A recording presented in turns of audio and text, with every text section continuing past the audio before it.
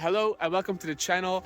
My name is Alexander, and in this video I will be talking about the history behind the song Hordes of Khan by Sabaton. And you might think that this song is about someone named Genghis Khan, but that's only partially true. And the song starts with the year 1162, the birth year of Temüjin. And Temüjin is the son of a Mongolian warlord. He is the oldest son.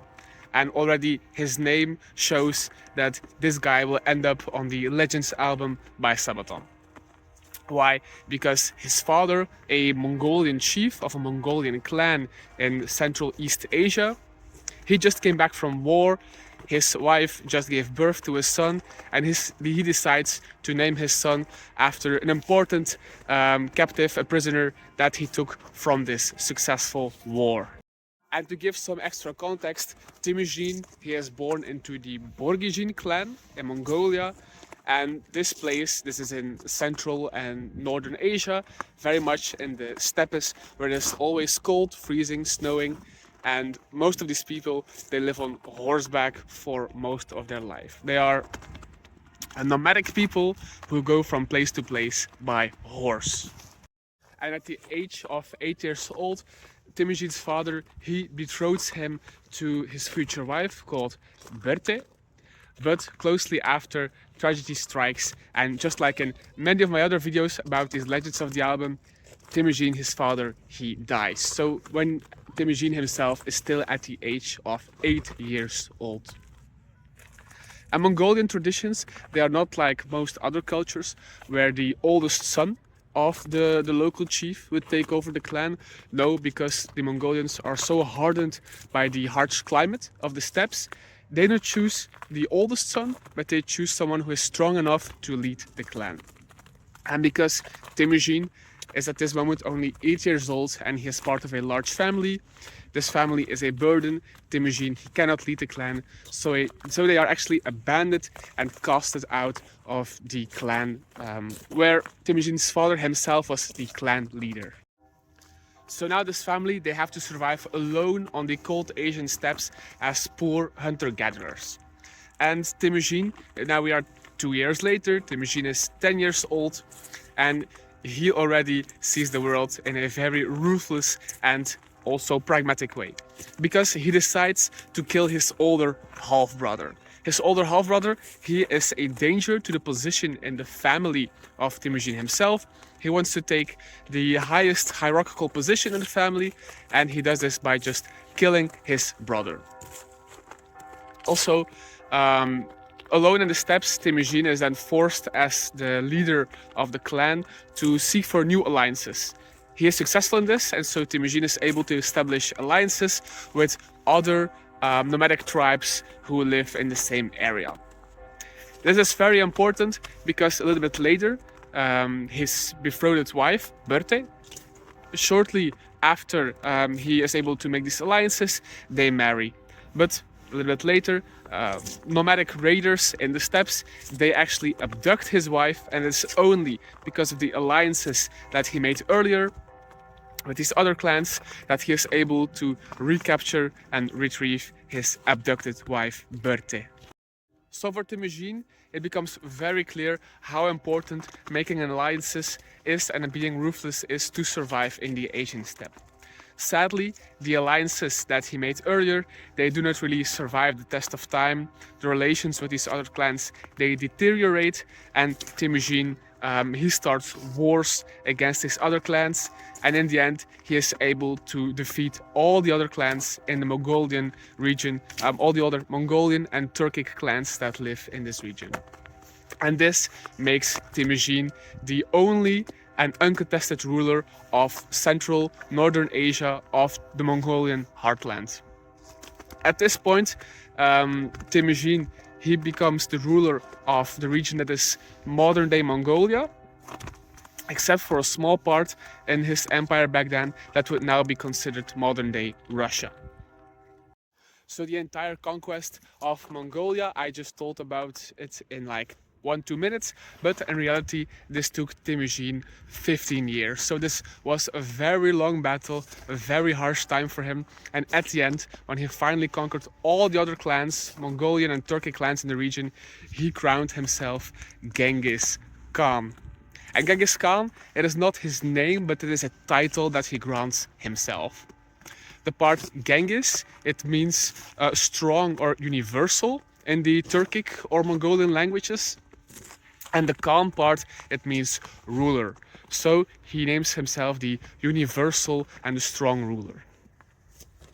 It's also important to take a moment to think about how ruthless he was, because during all of Genghis Khan, his conquests, he killed millions of people.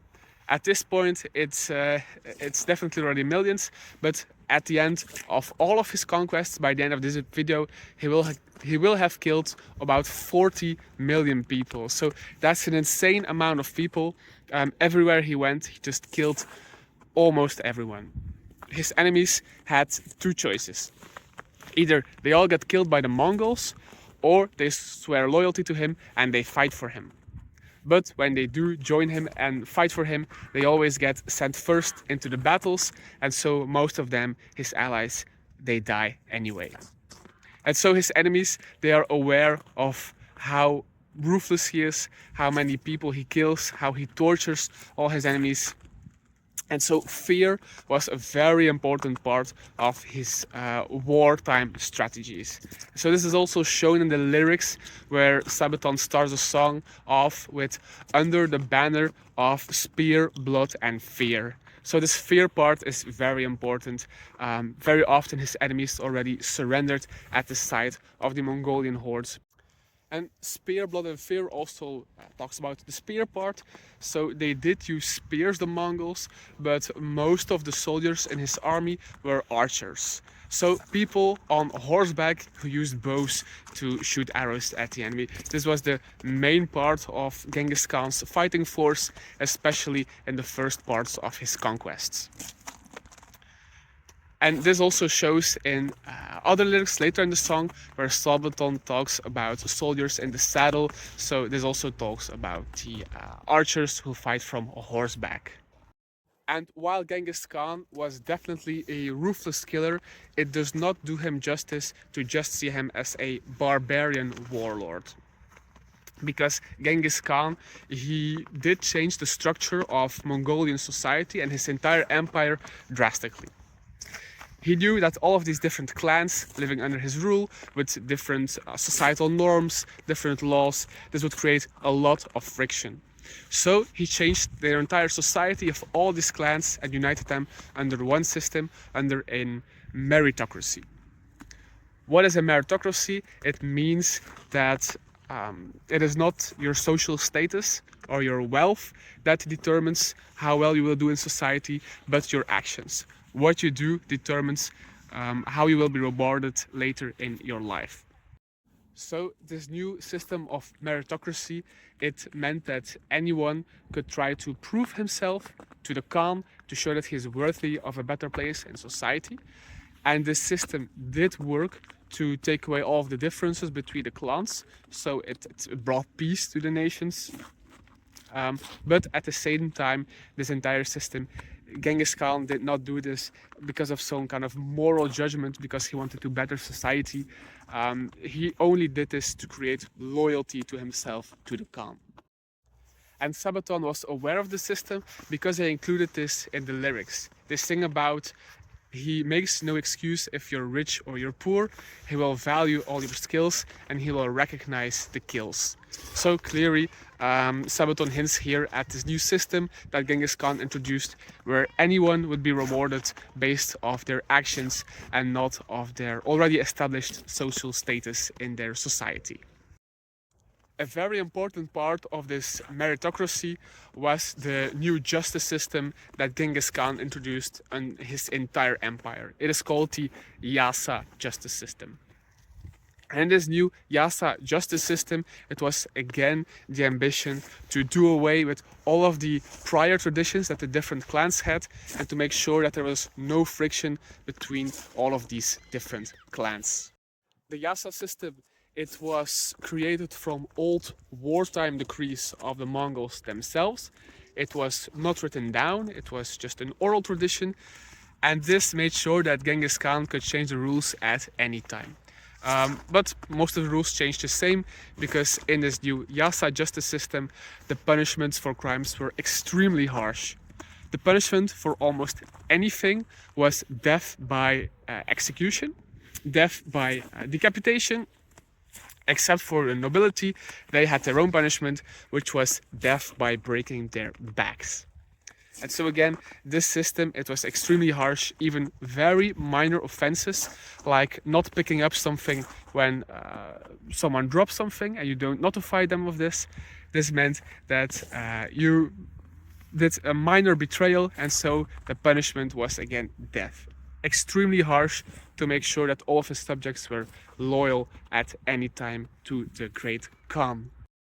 This is again something that Sabaton references in the song lyrics, where they sing about the iron fist of power. So clearly a reference to the iron rule that Genghis Khan had on his empire with this Yasa justice system. And now that Genghis Khan had conquered all of Mongolia, he set his eyes on the rest of Asia, the Middle East, and even Europe. So, to conquer all these regions, he makes some ruthless decisions to bind his allied clans, especially the subjugated clans, to him. So what he does is that people, soldiers, men from subjugated tribes, they were completely separated from all the people they knew, and they were placed in a different combat unit with only Mongols. So this made sure that they lost all of their family, they never saw them again, and they had this new family of Mongol fighters, which made sure that they stayed loyal to the Khan. This is again something that's present in the lyrics of the Sabaton song, where they sing, "No mercy is shown when the battle is won, the conquered will bow and the hordes they will grow." So this shows that Genghis Khan, when he conquers other peoples, he makes them swear loyalty to himself, and then he uses them in his army to make sure that his army is bigger than even before. As I said before, conquering Mongolia, it was not enough for Genghis Khan. And so now he used this large army, these hordes, as Sabaton sings about, and he decides to attack the dynasties in China. He had mixed success in China, so he looked onward to the rest of the world, to Central Asia, and he tries to conquer the modern regions of Turkmenistan, Tajikistan, Kazakhstan, and he does this with enormous success. So the land that he owns grows exponentially. He also invades the Middle East. He conquers the modern regions of Afghanistan and Iran, and he also looks at Europe and successfully conquers modern-day Georgia, Russia, Ukraine. So now his empire really stretches from the Caspian Sea in Central Asia and Europe all the way to China, where he has conquered all of these lands under this one Mongolian rule. And Sabaton also sings about this, where they sing, "To the end of the world we will go." So this lyric, "to the end of the world we will go," it is not an exaggeration that Sabaton makes. Genghis Khan, his empire, grew even larger with his descendants after him, and it spans across the largest part of the known world back then. Sadly enough for his subjects, most of the people that he conquered, he killed. So in total he killed 40 million people, which is enormous. Historic accounts actually do talk about the massive casualties that he makes during his conquests. And to give one example, when he got into war with modern-day Iran, the Iranians, they killed one of his caravans, and he was very angry because of this. His reaction was to kill 2/3 of the entire population, so Genghis Khan definitely did massive killings. But according to Sabaton, this grants him a place on the legendary album. Thank you very much for watching. If you found this interesting, please consider subscribing to my channel. Something that I personally wanted to add is an explanation about why the Mongols were so ruthless in their conquests. There are multiple explanations for this. The Mongols and Genghis Khan, they were very pragmatic. and they did not really care about the consequences of their actions as long as the job got done. This can be explained by the very harsh conditions that Genghis Khan and the Mongols lived in the steppes of Asia. So both the very cold, harsh winter conditions as the clan structures of these peoples, they made the Mongols and Genghis Khan, very ruthless people. And a second important explanation is religion. So the Mongols themselves, they did not believe in a monotheistic religion like Judaism, Christianity or Islam. They believed in shamanism, so a more primal kind of religion, and in their worldview people did not have souls in the same sense that in the monotheistic religions we understand people and their souls. So this made it much easier for them to kill people as they saw other people more in the same way as they see animals and horses and dogs. And so they often had to kill animals to survive in the steppe, and so killing people was just more of the same for them. This is very simplified, but it does give you an explanation for how they behaved. Something extra that I also wanted to add is that despite that they believed in shamanism when they still lived in the steppes of Mongolia, they did very often convert to the local religions of the regions that they conquered.